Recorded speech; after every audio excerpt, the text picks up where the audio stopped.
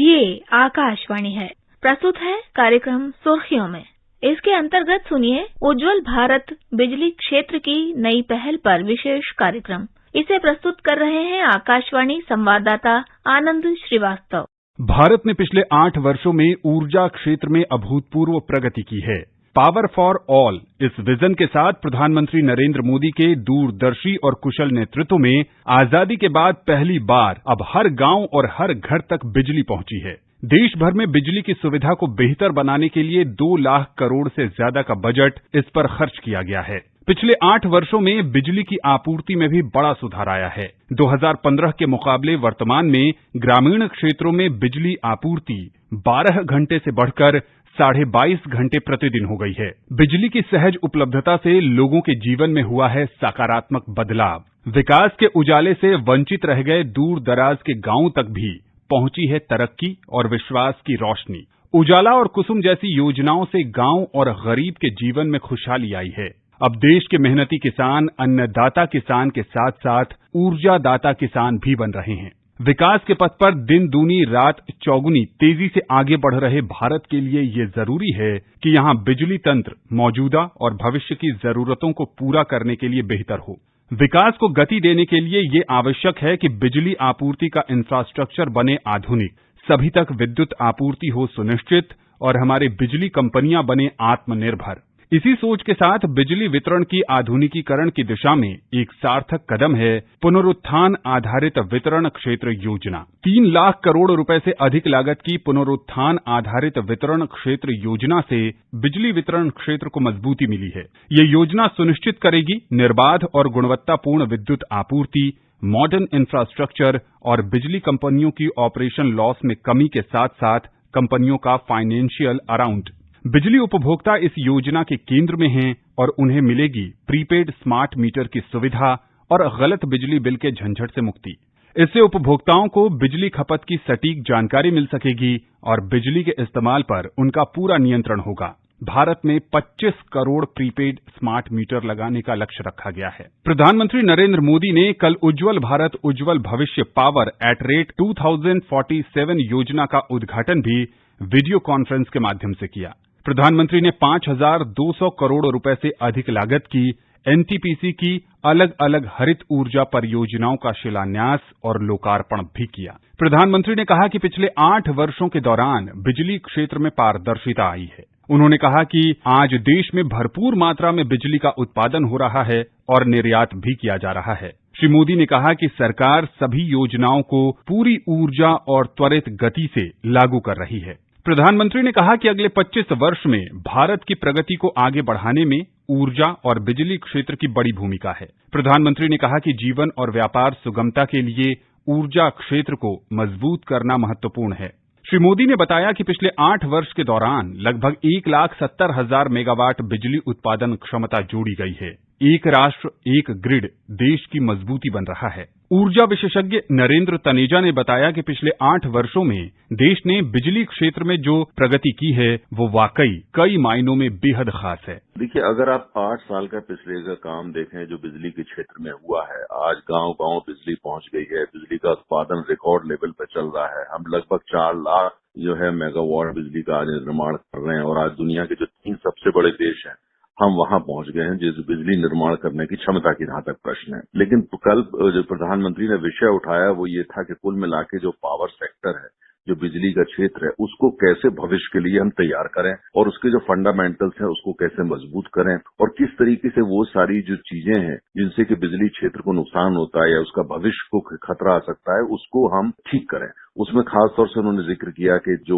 बिजली को लेकर के जो कुछ लोग जो है बड़ी पॉपुलिस्ट बातें लेके आते हैं, कुछ राजनीति उसमें लेके आते हैं, कुछ उससे वोट बटोरना चाहते हैं। उन्होंने कहा इस सबसे जो है नुकसान होता है। ये बात सच है कि बिजली का निर्माण करने के लिए भारी पूंजी चाहिए होती है, ईंधन चाहिए होती है, कुल मिलाकर के बहुत ही महंगा ये काम होता है। और आज उन्होंने इस बात का भी जिक्र किया कि हमारे देश की तमाम ये यूटिलिटीज अर्थात वो कंपनियां जो बिजली का डिस्ट्रीब्यूशन करती हैं, ट्रांसमिशन करती हैं, वो कंपनी जो बिजली का निर्माण करती हैं, उन सबको दिक्कतें आ रही हैं क्योंकि उनको पेमेंट नहीं मिल पा रहा। तमाम राज्य सरकारों की जो स्कीम्स हैं, अपनी जो उनकी यूटिलिटीज है वो पेमेंट नहीं कर पा रही हैं। तमाम जो बिजली का निर्माण करने वाली कंपनियां उनको भुगतान राज्य सरकारें नहीं कर पा रही हैं। तो उन्होंने कहा कि इसको ठीक करना होगा और इसको मजबूत करना होगा, वरना भविष्य में हमारी ये चुनौतियां खड़ी हो जाएंगी। उन्होंने फिगर्स दी, डेटा दिए, डिटेल किया और उनसे रिक्वेस्ट करी कि इसको आप ठीक करिए। वो कुल मिला के इसलिए कि जिससे कि आम आदमी के पास बिजली पहुंचे, अर्थव्यवस्था के विस्तार के लिए बिजली उपलब्ध हो, औद्योगिक विकास के लिए बिजली उपलब्ध हो, रोजगार पैदा करने के लिए बिजली उपलब्ध हो,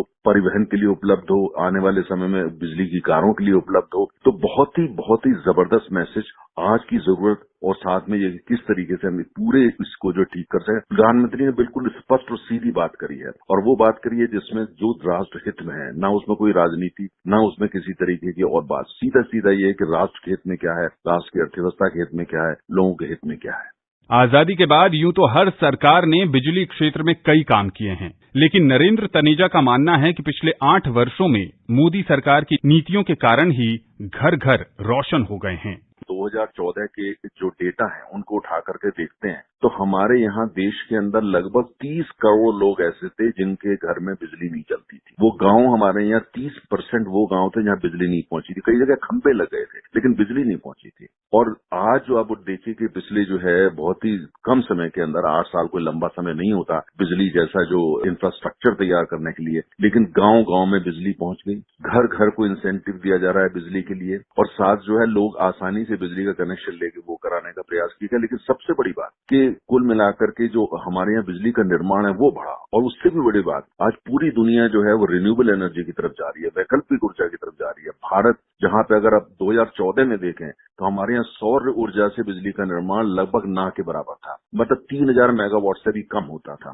आज दुनिया के जो अग्रणी देश हैं उसमें भारत शामिल होता है। आज सौर ऊर्जा के मसले में भारत दुनिया का नेतृत्व कर रहा है। उसके लिए संगठन इंटरनेशनल सोलर अलायंस वो भी भारत में ही है, गुड़गांव में उसका ग्लोबल हेडक्वार्टर्स है जो भारत और फ्रांस की पहल से बना। दूसरी तरफ आगे उठा करके देखते हैं कि जिस तरह के भविष्य की योजनाएं हैं, जिस तरह का निवेश वैकल्पिक ऊर्जा में जा रहा है जबरदस्त, लेकिन साथ साथ आणविक ऊर्जा, साथ साथ पवन ऊर्जा, साथ साथ पारंपरिक ऊर्जा है, उस सब में जो उतनी तेजी से काम हुआ। तो कुल मिलाकर के कोई भी देश, सरकार ने इस बात को समझा कि अगर ऊर्जा ना हो तो देश का कोई भविष्य नहीं होता। इसीलिए ऊर्जा में भारी निवेश हुआ है। देश विदेश सब जगह से लोग आए निवेश करने के लिए। जो रिफॉर्म्स की आवश्यकता थी नीति स्तर पर वो हैं, जो रह गए हैं, जो राज्य सरकारों की तरफ से खास तौर से, इसमें कोई राजनीति की मैं बात नहीं कर रहा। तो कल प्रधानमंत्री ने उस ओर भी इशारा किया कि हमको सबको मिलकर एक राष्ट्रीय यज्ञ है और सब लोगों को मिल करके आगे ले जाना पड़ेगा। और आज ये हकीकत है, आप राजनीति के नजरिए से बिल्कुल ना देखें, दुनिया में आप कहीं चले जाएं, जो लोग ऊर्जा क्षेत्र में काम करते हैं उनसे पूछिए कि आज भारत बिजली के मसले में, खास तौर से जो है वैकल्पिक ऊर्जा में लेकर के, आज भारत का स्थान कहाँ है और 7 या 8 साल पहले कहाँ था। आज भारत नेतृत्व कर रहा है। और हकीकत यह है कि 2014 में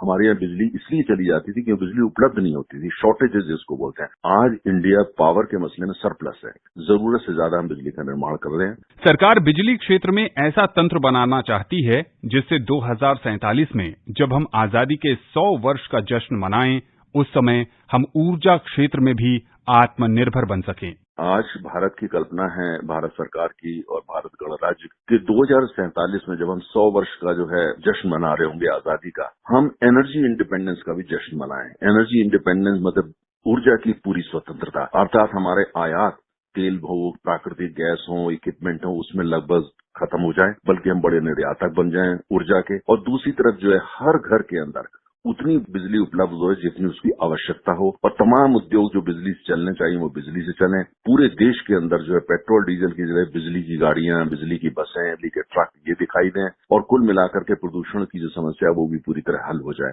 तो जो 2047 जो हम जश्न जब मनाएंगे 100 साल के, उसमें देश की राजनीतिक आर्थिक आजादी के साथ साथ ऊर्जा की जो है वो स्वतंत्रता भी हो, एनर्जी इंडिपेंडेंस भी हो, उसका भी हम सेलिब्रेशन बनाएं। उसके लिए एक खाका, उसके लिए एक नक्शा, उसके लिए एक मंजिल, एक डेस्टिनेशन, उसकी घोषणा सरकार कर चुकी है।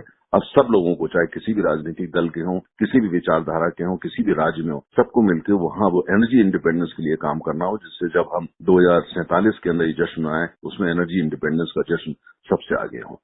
आजादी के अमृत महोत्सव के इस कालखंड में बिजली आधारित योजनाओं और उनके कुशल कार्यान्वयन भारत को न्यू इंडिया की तरफ एक कदम और आगे ले जा रहे हैं।